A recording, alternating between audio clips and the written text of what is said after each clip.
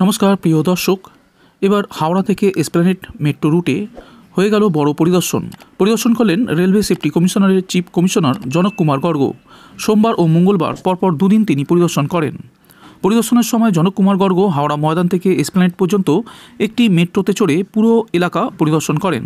এর পাশাপাশি তিনি খতিয়ে দেখেন প্রবেশ ও প্রস্থান gate, FCPC gate, ticket system, QR code ভিত্তিক ticket system, station control room, air conditioning system, traction sub system, backup control, escalator, lift, signage board, fire detection ও সাপ্রেশন সিস্টেম, ফায়ার অ্যালার্মের দক্ষতা, emergency talkback system, blue light system এবং প্রতিটি স্টেশনে যাত্রী স্বাচ্ছন্দ্য।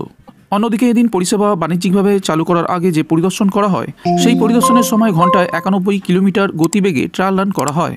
একটি ট্রলিতে হয় ট্রায়াল রান। তবে এই পরিদর্শনের ফলাফল কী আসবে তা সম্পর্কে এখনও কিছু জানা যায়নি।